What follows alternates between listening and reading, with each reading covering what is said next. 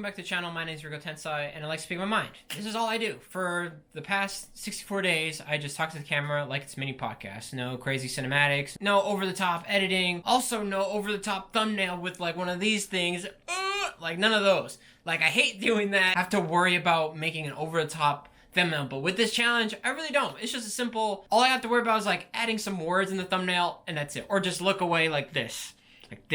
Or one of these, or one of these. That's really it. That's all I do. But anyways, moving on to the topic of the day, which is people have different ways of learning. I've realized people either use books or use doom scrolling. Yes, those two are the most popular because from doom scrolling you can learn some stuff. I'm not gonna lie. The reason why, of course, I pick reading books over doom scrolling is because it helps me focus on one topic. Versus doom scrolling, I'm focusing on multiple things that I don't need to know. Like, I don't want to know multiple things. I mean, look, I want to know multiple things, but not all at once. I want to only focus on one thing. I'd rather exercise my brain into focusing on one thing at a time so that it helps me not absorb information that I don't need to care about. Maybe I'm stupid for buying books instead of just using the internet, but that's just how I learn. I learn by just taking my time and being able to just focus on one thing. Because yes, I can look, of course, for example, I bought a book about Japanese tattoos, right? Yes, could I use the internet? Of course. But the problem is I'm going to go down a random rabbit hole of other stuff, or I'm not going to remember the information that just happened. Well, the reason why I bought the Japanese tattoos was I know there's more meaning behind the tattoos besides just Yakuza. I'm pretty sure that wasn't the main reason.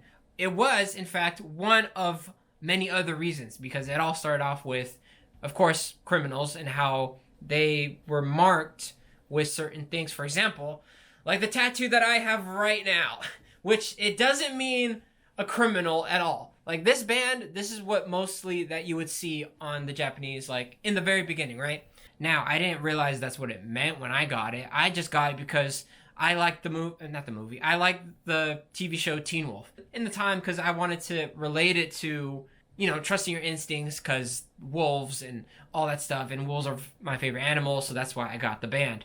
But I didn't realize that it's a whole different meaning. So then it's nice to know that you should really brush up on what you have on your body or what you plan on putting on your body. But it all started with criminals. Then eventually it stopped because of the 8th Shogun, Tokugawa. Yes, Tokugawa. He ended it. He was like, nah, we ain't doing this anymore. And then they wanted to change up the rules. And then those artists who put those brands on them even kind of like changed their names into something that sounds like wood carvers, but I don't remember like the Japanese names, but I remember the facts. So at least that helps a little bit. But from there, it went to brothels because the girls would mark themselves of their clients, but like the favorite clients, they'll put their name on there. They'll put the kanji name Life so that it's like their name and then Life, meaning they're gonna live a long life together. Because in hopes that their favorite client will buy them, and that sounds so wrong, but to buy them, to take them away from the brothel so that they can live a loving life. But then it sucks because if you don't get picked, then they have to not remove it, but they just black it out.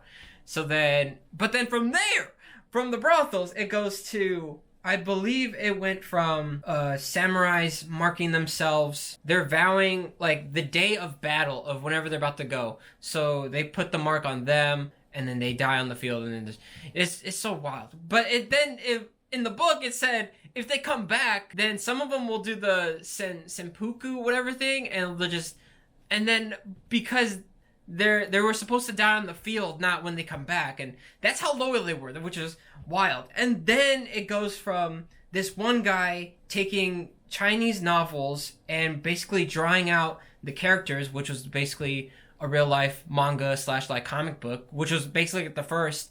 And then people just put that on their bodies because it looked cool, which is the same reason why we put our superheroes or anime stuff or any other random themes, because it looks cool and they represent something in that story. So then that's why people put those certain characters, they'll put like certain koi fish or dragons, or especially a bunch of dragons, how the firefighters were able to, the reason why firefighters back in the day put dragons on their bodies was to represent, protection from the fire, because dragons, fire, makes sense, right?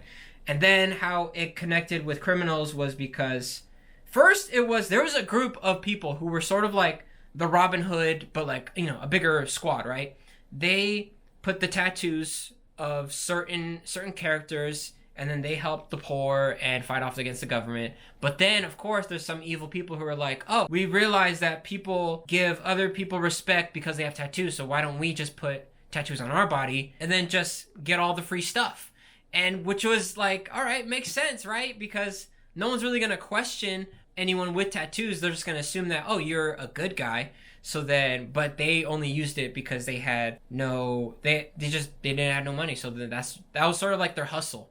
And then eventually with Yakuza, criminals wanted to cover up their old tattoos, and then of course, most criminals will go back to their ways of being street merchants and gamblers. So then that's how it really happened. It was just, basically intimidation, and also whatever special meaning that they have on there. I'm still reading the book, so I don't really know too much about like the meanings behind the certain like characters. I know a little bit, but I remember that because I'm focused on this one book. My mind could just wander off so easily. So I'd rather train my brain into only focusing on one thing versus trying to focus so hard on multiple things, and also practicing how to take away information that I don't want to know. But then I Googled, what are the basic things that people should learn? And which is, communication, mental and physical health, and financial problems like, learning how to budget, save, invest, managing debt.